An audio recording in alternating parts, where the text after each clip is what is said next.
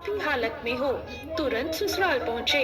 अब उसकी माँ उसे ससुराल भेजने के लिए कपड़े निकालती है, तो बक्से में से सारे कपड़े काले रंग के निकलते हैं। उसके बाद माँ दूसरे बक्से में से कपड़े निकालती है, तो सारे कपड़े सफेद रंग के निकलते हैं। जब बेटी ये देखती है तो कहती है, माँ तुम रहने दो, मैं ऐसे ही चली जाती हूँ, देर हो रही है। माँ समझ जाती है कि कुछ ठीक नहीं है। वो घबराकर बेटी से कहती है, बेटी रास्ते में जो छोटा बड़ा मिले सबके पैर छूती जाना। जो भी बूढ़ सुहागन होने का आशीर्वाद दे वही अपने पल्ले पे गांठ बांध लेना। बेटी बोली, ठीक है माँ, और वो अपने ससुराल के लिए निकल जाती है। रास्ते में उसे जो भी मिलता है वो सबके पांव छूती हुई जाती है। सब कहते हैं खुश रहो, सुखी रहो, पियर का सुख देखो, और सुखी और खुश रहने का आशीर्वाद देते हैं। ऐसे में वो चलते चलते अपने ससुराल पहुंच जाती है। ससुराल के दरवाजे पर उसकी छोटी ननद थी। जब वो उसके पांव छूती है तो वो आशीर्वाद देती है, सदा सौभाग्यवती रहो, पुत्रवती रहो, बूढ़ सुहागन हो। ये सुनते ही वो लड़की अपने पल्ले से गांठ दे लेती है। अब वो घर के अंदर जाती है तो देखती है कि उसका पति तो मरा हुआ जमीन पर लेटा है और उसे शमशान ले जाने की तैयारी हो रही है। वो ये देखकर बहुत रोई, बहुत चिल्लाई। जैसे ही उसे ले जाने लगे वो रोती चिल्लाती बोली, मैं इन्हें नहीं ले जाने दूंगी। पर उसकी बात कोई नहीं माना। वो बोली, अच्छा ठीक है, मैं भी साथ जाऊंगी। अब जब वो मान ही नहीं रही थी तो सब बोले, ठीक है, साथ में ले चलो। तो फिर वो शमशान भी साथ में चली गई। अब जब उसके पति को जलाने का समय आया तो वो बोली, नहीं, मैं इन्हें जलाने नहीं दूंगी। सब बोले, पहले तो पति को खा गई, अब उसकी मिट्टी भी खराब कर रही है। लेकिन वो फिर भी नहीं मानी। गांव के और परिवार के सभी लोगों ने ये निर्णय लिया कि इसे यहीं रहने देते हैं। इसके लिए यहीं एक झोपड़ी बनवा देते हैं और वहां वो अपने पति को लेकर रह लेगी। अब वो वहां पति के साथ रहने लगी। पति की साफ सफाई करती, उसके जाले साफ करती, उसके पास बैठी रहती। अब रोज छोटी ननद दिन में 2 बार आकर उसे खाना दे जाती थी। अब वो हर चौथ का व्रत करती, चांद को भी अर्घ देती, जोत देखकर ही खाना खाती। अब उसको चौथ का व्रत करते देख करवा माता आती तो कहती, करवो ले, भाइयों की प्यारी बहन करवो ले, घड़ी बुखारी करवो ले। फिर वो चौथ माता से अपने पति के प्राण मांगती। चौथ माता उसे कहती, हमसे बड़ी चौथ आएगी तो उससे मांगना। ऐसे कहकर सभी चौथ आई।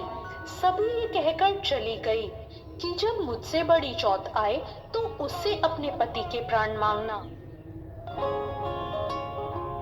इस पल को मुमकिन करने के लिए आदित्य ने पहले से ही शुरुआत कर दी थी। प्राण मांगना। अब अश्विन की चौथ आती है तो वो लड़की उनसे भी अपने पति के प्राण मांगती है। अश्विन की चौथ कहती है, तुझसे कार्तिक की चौथ यानी करवा चौथ माता नाराज हैं, तो उनसे ही अपने पति के प्राण मांगना, और कुछ भी हो जाए पति के प्राण मांगने से पहले उन्हें जाने मत देना। अश्विन की चौथ बताती है, तू करवा लेके रखना, सारा श्रृंगार का सामान अपने पास रखना, और जब करवा चौथ माता आए और जो जो मांगती रहे उन्हें देती रहना। अब जब उसकी छोटी ननद खाना देने आई तो उसने अपनी छोटी ननद से पूरे श्रृंगार और सुहाग का सारा सामान मंगवाया और करवे भी मंगवाए। उसकी सास ने सोचा, जो मांगती है दे आओ, बेचारी शमशान में अपने पति को लेकर बैठी है। अब करवा चौथ का व्रत आया। साहूकार की बेटी ने करवा चौथ का व्रत रखा। चांद निकलने पर अर्घ दिया और चौथ माता की जोत करी। अब चौथ माता प्रकट हुई और बोली, करवो ले, भाइयों की प्यारी बहन करवो ले, दिन में चांद उगाने वाली करवो ले, घनी बुखारी करवो ले। तब उसने करवा चौथ माता के पैर पकड़ लिए और बोली, माता मेरा सुहाग वापस करो। चौथ माता बोली, तू तो बहुत भूखी है, 7 भाइयों की प्यारी बहन है, तुझे सुहाग से क्या काम।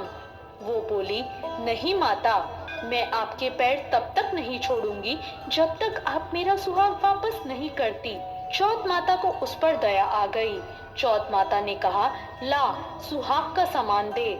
चौथ माता बोली, ला चूड़ी दे, बिंदी दे। और ऐसा करते करते चौथ माता ने 16 श्रृंगार का पूरा सामान उससे मांगा और वो भी माता को एक एक करके सारा सामान देती गई। चौथ माता बोली, तू तो पूरी तैयारी करके बैठी है, लगता है तुझे कोई सिखा के गया है। वो बोली, नहीं माँ, मुझे कौन सिखाएगा। चौथ माता ने अपनी आंखों से काजल निकाला, नाखूनों से मेहंदी निकाली, मांग से सिंदूर निकाला और चिटकी उंगली का छींटा मार दिया। उसका पति जीवित हो गया। चौथ माता जाते जाते उसकी झोपड़ी पर लात मार गई, जिससे उसकी झोपड़ी महल बन गई।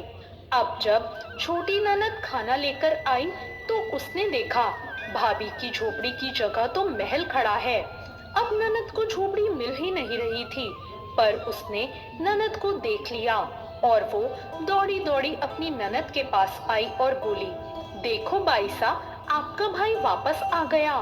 घर जाओ, सासू जी से कहो गाजे बाजे के साथ हमें लेने आए। ननद अपने भाई को जीवित देखकर हैरान हो गई और दौड़ी दौड़ी घर गई और बोली, माँ माँ, भाई जिंदा हो गया। माँ बोली, उस भाभी के साथ लगता है तेरा दिमाग भी खराब हो गया। ननद बोली, नहीं माँ, मैंने देखा है, भाई सच में जिंदा हो गया और भाभी ने गाजे बाजे के साथ हमें बुलाया है। सभी घर वाले गाजे बाजे के साथ अपने बेटे को लेने पहुंचे। बेटे को जिंदा देखकर सास बहू के पैर छूने लगी और बहू सास के पैर छूने लगी। वो बोली, देखो माँ, आपका बेटा वापस आ गया। सास बोली, मैंने तो साल भर पहले ही इसे यहाँ से भेज दिया था, वो तो तू ही थी जो इसे वापस लेकर आ पाई। हे चौथ माता, जैसे साहूकार की बेटी के साथ पहले किया वैसे किसी के साथ मत करना, और जैसे बाद में उसे सुहाग दिया वैसे सबको देना। आप सभी पर